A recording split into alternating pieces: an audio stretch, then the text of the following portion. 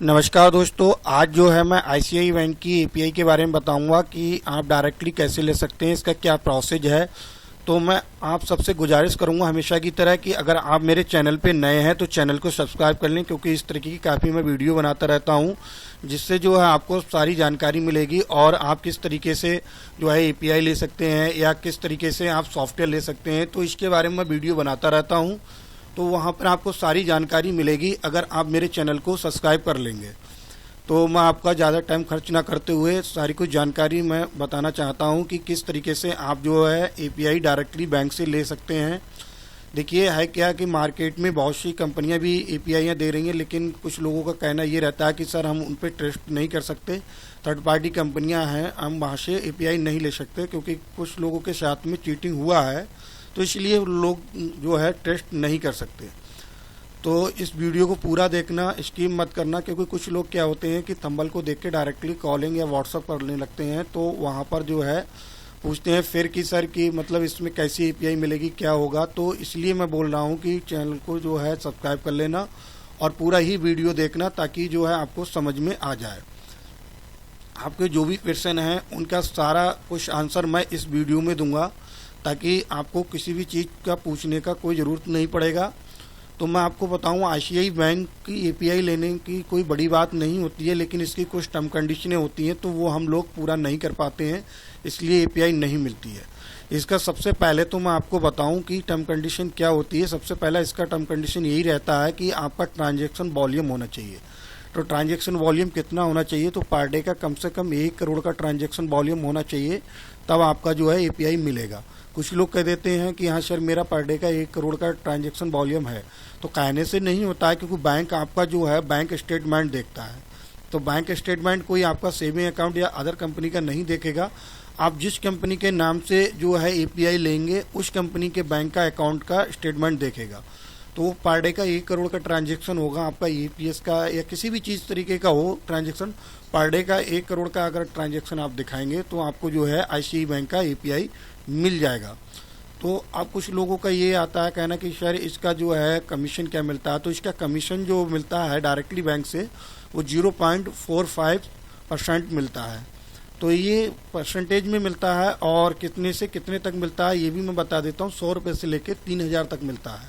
कुछ लोगों का कहना रहता है कि सर कि ट्रांजैक्शन तो जो है 100 से लेके 10,000 तक रहता है, तो 10,000 तक मिलना चाहिए। तो 10,000 तक नहीं मिलता, क्योंकि एनपीसीआई ही नहीं देती है। अगर एक महीने में देखा जाए तो सेकंड पार्टी बैंक रहता है, क्योंकि डायरेक्ट जो रहता है वो एनपीसीआई रहता है। एनपीसीआई जो है बैंक को देता है ये परमिशन एपीआई देने का, क्योंकि डायरेक्टली थर्ड पार्टी को नहीं दे सकता, क्योंकि बैंक से भरोसा रखता है। तो इसीलिए एनपीसीआई से ही सारी बैंकें चलती हैं, तो वो उन्होंने परमिशन बैंक को दे रखा है, और बैंक जो है अपने मार्केट में जो है प्रोवाइड करते हैं। तो ऐसा नहीं है कि मार्केट में 15-16 कंपनियों ने ही एपीएस ले रखा है तो उनको ही परमिशन है देने का। तो होता क्या है कि देखिए मार्केट में बहुत से ऐसे लोग हैं, सबके पास पैसा है, सब जो है एपीआई ले सकते हैं, लेकिन क्या है इनकी टर्म कंडीशन फॉलो हर कोई नहीं कर सकता, तो इसलिए जो है इनको एपीआई नहीं मिलता है। फिर दूसरी बात, कुछ लोग सोचते हैं कि 10-20 हज़ार में एपीआई मिल जाएगा या फ्री एपीआई मिल जाता है। तो फ्री या 10-20 हज़ार में एपीआई नहीं मिलता है बैंक से।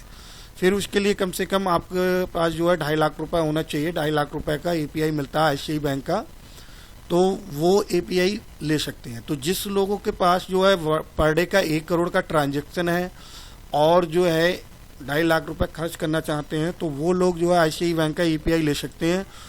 तो उनके लिए जो क्या है कि मैं वीडियो के डिस्क्रिप्शन में व्हाट्सएप नंबर दूंगा, तो वहाँ से जो है आप मुझे व्हाट्सअप कर सकते हैं। तो पहले तो अपना जो है मुझे कंपनी का नाम भेजेंगे और कॉन्टैक्ट नंबर भेजेंगे, मेरा ये कंपनी है, कंपनी का कैंसिल चेक भेजेंगे। फिर उसके बाद जो है पर डे के ट्रांजैक्शन का हिस्ट्री भेजेंगे कि मेरा जो है 1 करोड़ का पर डे का ये ट्रांजैक्शन है और मेरा जो है एपीआई करा दीजिए। पैसा आपको किसी को नहीं देना होता है। जो 2.5 लाख का जो आपका जो चार्ज लगता है एपीआई का, वो आपके अकाउंट से कटेगा, वो आपसे कहीं से किसी को देना नहीं रहता है। छोटा मोटा प्रोसेस चार्ज रहता है, जैसे 2-4 हज़ार रुपये का, वो आपका लगता है, वो आपको पे करना पड़ता है पहले जो है आपका डॉक्यूमेंट्स के साथ में, ना कि डॉक्यूमेंट्स के बाद में। ठीक है, डॉक्यूमेंट्स आपके जब लिए जाएंगे तब आपको बताया जाएगा कि ये फीस 4-5 हज़ार रुपये का जो रहता है प्रोसेस फीस वो लगता है। बाकी जो एपीआई का चार्जेस रहता है वो आपका अकाउंट से कटेगा, वो आपको किसी को नहीं देना रहता है।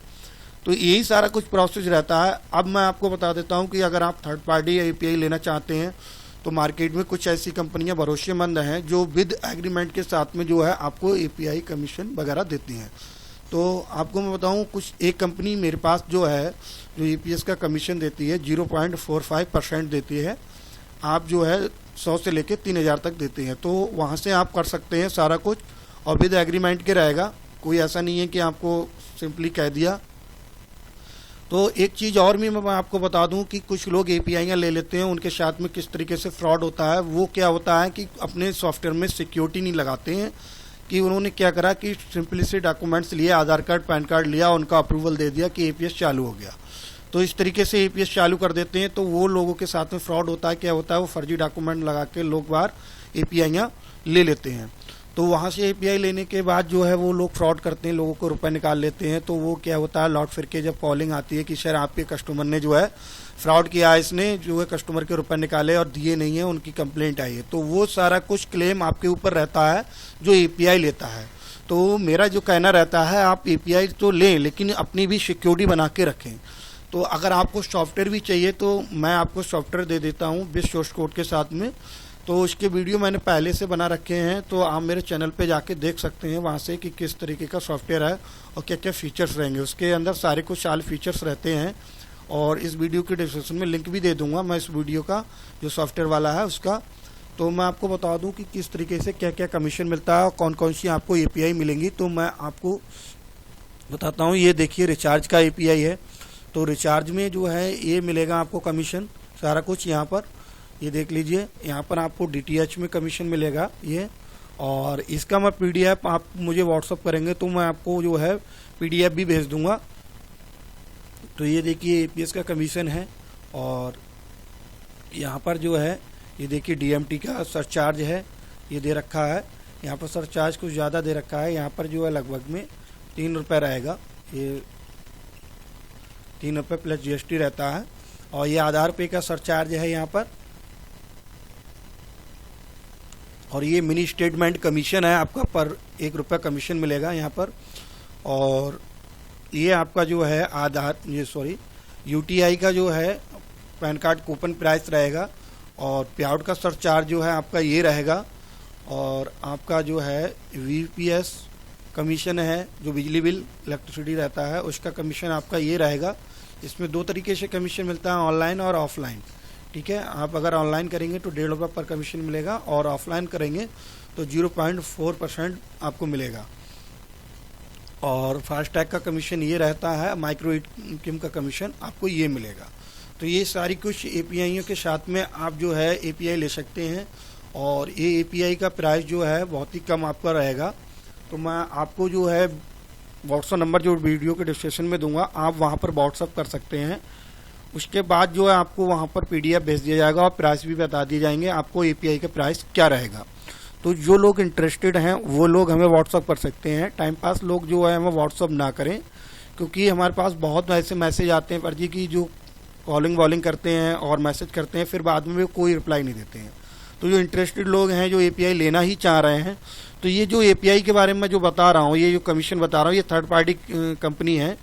इसमें आपको जो है 30-40 रुपये दे के जो है एपीआई मिल जाएगा और विद एग्रीमेंट के मिलेगा। कोई आपका जो नहीं है कि विदाउट एग्रीमेंट के मिलेगा, तो एग्रीमेंट भी होगा उसका, सारा कुछ स्टाम्प पेपर पे रहता है। तो वो सारा एग्रीमेंट के साथ ही एपीआई मिलेगा। तो आपको सबसे ज़्यादा कमीशन यहाँ पर आपको मिलेगा 4.5% मिलेगा, 0.45% मिलेगा कमीशन। तो यही मेरा जो बताने का मकसद था। जो कस्टमर फर्स्ट पार्टी के टर्म कंडीशन फॉलो नहीं कर पा रहे हैं, तो वो यहाँ से जो है थर्ड पार्टी कंपनी से एपीआई ले सकते हैं। तो जो भी इंटरेस्टेड लोग हैं वो व्हाट्सअप हमें कर सकते हैं, वीडियो डिस्क्रिप्शन में व्हाट्सअप नंबर मैं दे दूंगा। तो यही मैं बताने के लिए मैं सारा कुछ वीडियो बनाया, क्योंकि मेरे को बहुत कस्टमर कॉलिंग करते थे, व्हाट्सअप करते कि सर मुझे डायरेक्ट एपीआई चाहिए, डायरेक्ट एपीआई चाहिए। तो उनको मैं बहुत कुछ बताता था, तब जाके वो समझते थे कि कैसे मिलेगा। तो वो टर्म कंडीशन फॉलो नहीं कर पाते थे, तब फिर वो नहीं करते थे। इसमें क्या होता था, उनका भी टाइम ख़राब होता था और मेरा भी टाइम ख़राब होता था। तो इसलिए मैंने ये वीडियो बनाया है, ताकि आप सारे कुछ समझ सके इसके बारे में। तो आपको मुझे उम्मीद है कि सारा कुछ इसको देख के समझ गए होंगे वीडियो को, कि किस तरीके से डायरेक्ट एपीआई मिलता है और किस तरीके से थर्ड पार्टी ले सकते हैं। तो जो इंटरेस्टेड लोग हैं वो मुझे व्हाट्सअप कर सकते हैं थर्ड पार्टी एपीआई लेने के लिए और फर्स्ट पार्टी एपीआई लेने के लिए।